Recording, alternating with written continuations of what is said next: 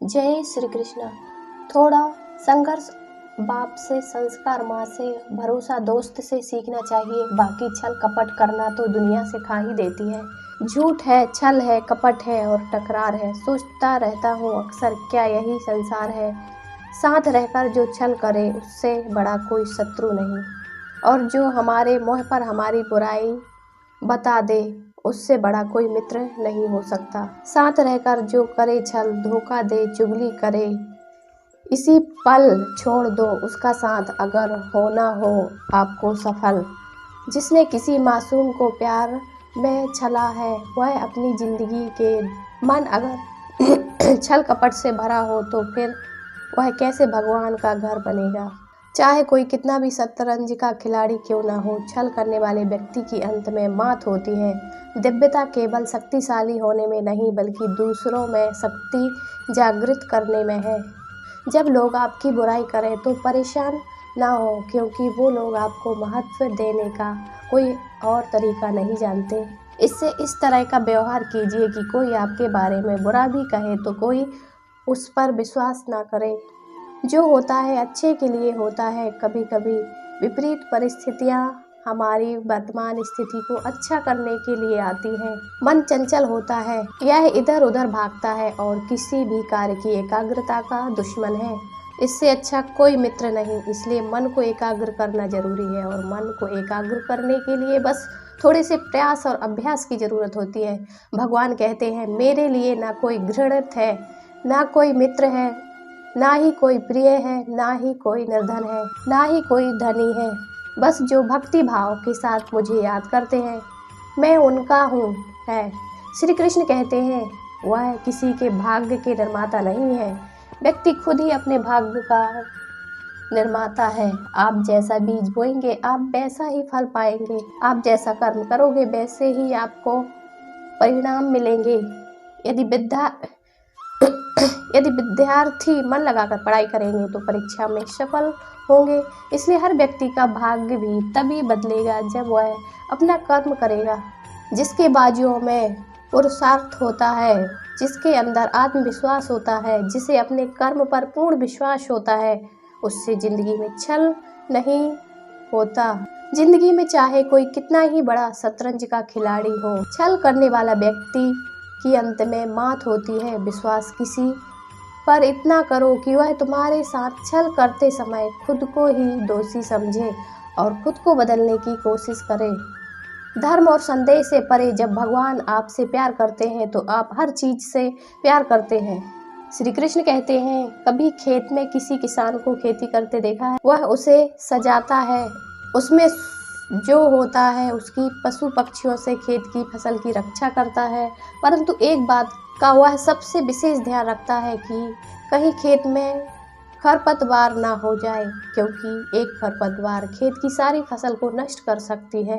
ठीक उसी प्रकार यदि वंश की कोई संतान खोटी निकल जाती है तो वंश का सर्वनाश कर देती है। इसलिए संतान के लालन पालन में विशेष ध्यान देना आवश्यक होता है, क्योंकि संतान वह फसल होती है जो वंश के आने वाले समय को महान बना सकती है या फिर वंश का पतन कर सकती है। श्री कृष्ण कहते हैं, व्यक्ति को सदैव बुराई से बचकर रहना चाहिए। अगर कोई बुरा कर्म करता है तो वह कर्म आपको अपने जीवन में ही भोगना पड़ता है। जिस प्रकार बछड़ा झुंड में भी अपनी माँ को ढूंढ लेता है, वैसे ही कर्म का फल आपको हजारों की भीड़ में भी ढूंढ लेगा। ईश्वर कण कण में निवास करते हैं। छोटे से छोटे जीव के हृदय में ईश्वर का वास होता है। उस जीव को कष्ट का अनुभव होना ईश्वर को कष्ट का अनुभव कराता है। अर्थात किसी जीव को कष्ट देकर आप अपने ईश्वर को खुश कैसे देख सकते हैं? छल करोगे तो छल मिलेगा, आज नहीं तो कल मिलेगा। अगर जियोगे जिंदगी सच्चाई से तो सुकून हर पल मिलेगा। वो ना समझ नहीं, थोड़ा परेशान है, दुनिया के छल कपट को देखकर हैरान है। हम साथ निभाने आए थे, तुम हाथ छोड़कर चले गए। जीवन सफल बनाना चाहता है जो व्यक्ति सदैव हंसता खेलता मुस्कुराता रहता हो।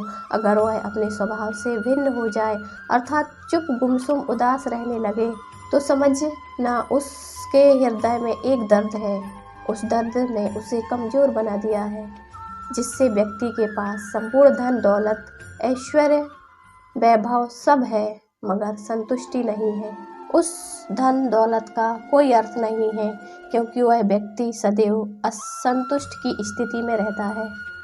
जिसके पास संतुष्टि है वह थोड़े में भी संतुष्ट रहता है। जब आप कोई बुरा कार्य करते हो या अच्छा कार्य करते हो आपको लगता है कोई देख नहीं रहा, लेकिन आप यह क्यों भूल जाते हैं आप जो भी कुछ कर रहे हैं भगवान की दृष्टि सदैव आप पर बनी हुई है। इसलिए आप यह ना समझें कि आप अकेले हैं, भगवान सदैव आपके साथ होते हैं।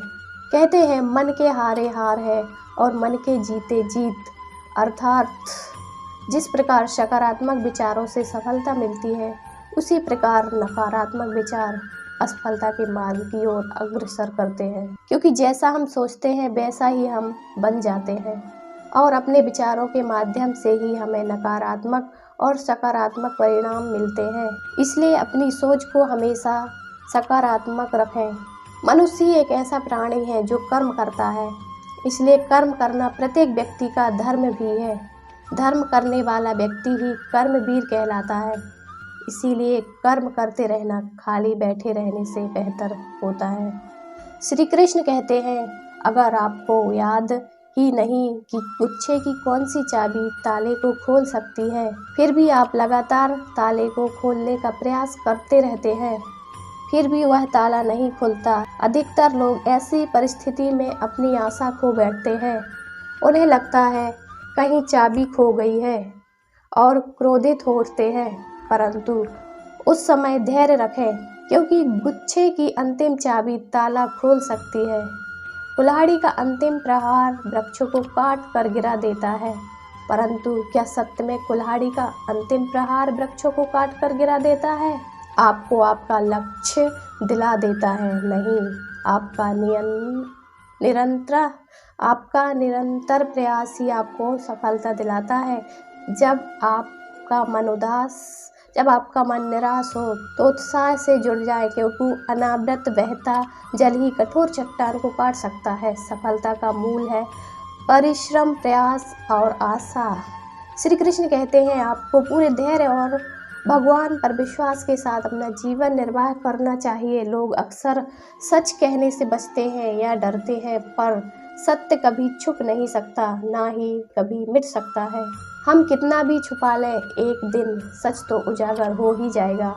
इसलिए जो बात सच पर आधारित हो उसे कहने या मानने से कभी नहीं डरना चाहिए। लोग अपने शरीर को सुंदर बनाने में लगे रहते हैं, पर आत्मा की सुंदरता शरीर की सुंदरता से कहीं ज़्यादा महत्वपूर्ण है। शरीर तो नश्वर है, मिट्टी से बना है और मिट्टी में ही मिल जाता है, पर आत्मा अमर है। इसलिए आत्मा की सुंदरता पर ध्यान दो। आत्मा की सुंदरता स्वयं को भगवान में लीन करने में मिलती है। जो अज्ञानी व्यक्ति होता है वह गलतफहमी पाल लेता है कि मैं करता हूँ, सभी कार्य मेरे द्वारा किए जा रहे हैं, ऐसे में उसमें अहंकार घर कर लेता है। परंतु इस सृष्टि में जो भी हो रहा है सब कुछ भगवान की इच्छा से हो रहा है। अज्ञानता के कारण व्यक्ति में जब अहंकार जन्म लेता है तो उसका पतन होना निश्चित है।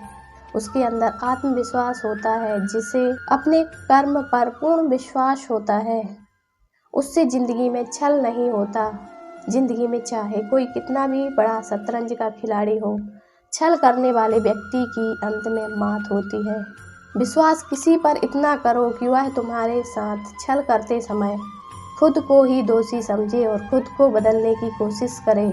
श्री कृष्ण कहते हैं मनुष्य का जीवन रथों के समान होता है। आज ग्रीष्म तो कल वर्षा, परसों शरद, तनिक संकट आया तो हम संयम खो बैठते हैं, तो तनिक रथों बदलो तो हम अधीर हो जाते हैं। अपने आक्रोश, अपने क्रोध में हम उनसे ही संबंध बिगाड़ लेते हैं जो हमारे अपने होते हैं। क्यों ऐसा ही होता है ना? हमें लगता है कि हमारे अपने हैं, फिर से मना लेंगे, परंतु स्मरण रखिए ज़्यादा ऐसा करना संभव नहीं होता। सागर की उछल लहरों को तट सहता है, यदि तट ही टूट जाए तो बाढ़ आ जाती है। हमारे संबंध दूध की भांति होते हैं। दूध टपक उबल सकता है, परंतु यदि उसमें खटास आ जाए तो फट भी जाता है। और फटे दूध को चाहे कितना मत लो, उसमें से मक्खन नहीं निकलेगा। इसलिए अपने संबंधों को संभाल कर निभाना चाहिए। श्री कृष्ण कहते हैं, जो व्यक्ति अपने अहंकार से भारी हो जाता है, उसमें अभिमान भर जाता है, वह उस पत्थर की भांति हो जाता है जो भारी होने के बावजूद भी नदी की धारा में डूबकर अपना अस्तित्व खो देता है। अगर किन्हीं खुशी और सफलता की प्राप्ति में लंबा समय लग रहा है, प्रतीक्षा की अवधि अधिक है, तो हो सकता है आपकी अपेक्षा से ज़्यादा आपको मिलने वाला है। अपने कर्म पर अड़िग रहिए और विश्वास रखिए उस ईश्वर पर जो आपके कर्म की परीक्षा ले रहा है। जो लोग जीवन को भूत और अतीत को भरोसे छोड़ देते हैं, उन्हें श्री कृष्ण सावधान करते हैं। जीवन का अर्थ न भूत है न भविष्य है, जीवन केवल और केवल वर्तमान है। इसलिए वर्तमान में अपने जीवन का आनंद उठाइए। श्री कृष्ण कहते हैं, संगति या साथ, मित्र या साथी मनुष्य के व्यक्तित्व के लिए सबसे महत्वपूर्ण होते हैं। आप कहेंगे कैसे? मनुष्य अपने व्यक्तित्व के लिए उत्तरदायी होता है, परंतु मनुष्य संगति में ना चाहते हुए भी उसका व्यक्तित्व संगत की भांति हो जाता है। मान लीजिए एक पात्र में जल, दूसरे में दूध और तीसरे में मलिन कीचड़ रखा हुआ है।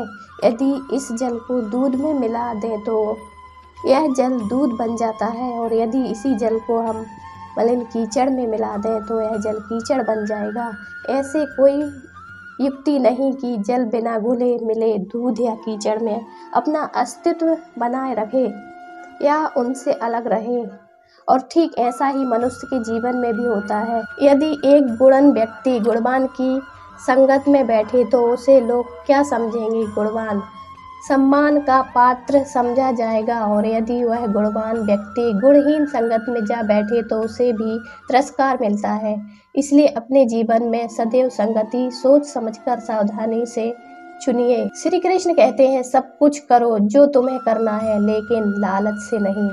काम, क्रोध, लोभ, जो व्यक्ति काम की प्रवृत्ति का होता है, उसके मन में लोभ होता है। जो अत्यधिक क्रोधी स्वभाव का होता है, उसके लिए नरक के द्वार सदैव खुले होते हैं। अर्थात ऐसे व्यक्ति को तो सिर्फ नरक में ही जगह मिलती है। खुद के गुस्से की आग में जल रहा हूँ, वाकई में अपने वजूद को छल रहा हूँ। जिंदगी में छल कपट करने मुझे आया नहीं, दर्द सहकर भी कभी मुख पर सिकन लाया नहीं। लोगों ने चलना सीख लिया, इसलिए चल रहे हैं। हर मोड़ पर यह चले जा रहे हैं। मनुष्य सब कुछ चाहता है, पर सब कुछ उसे नहीं मिल सकता। आपको जो नहीं मिला उसके लिए पश्चाताप मत करो, और जो आपसे खो गया है, जो आपसे अलग हो गया है, उसके लिए निराश भी मत हो। भगवान कहते हैं, मैं सभी प्राणियों के हृदय में स्थित आत्मा में ही सभी प्राणियों का आदि मध्य अंत देख सकता। समय एक सा नहीं रहता। आज दुख है तो कल सुख भी आएगा। सुख के बाद दुख आना स्वाभाविक है। श्री कृष्ण कहते हैं, मनुष्य भी बड़ा विचित्र प्राणी है। अपने से नीचे के स्तर के लोगों को हीन की दृष्टि से देखता है, उनका उपहास उड़ाता है, उनके बार बार कहता है कि तुम्हारा कुछ नहीं हो सकता, तुम भविष्य में कुछ नहीं कर पाओगे।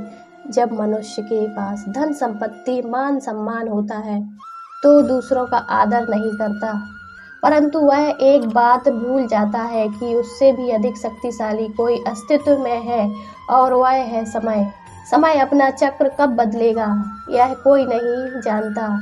समय अपनी करवट कब लेगा यह कोई नहीं जानता। कोयला भी समय के साथ हीरे में परिवर्तित हो जाता है।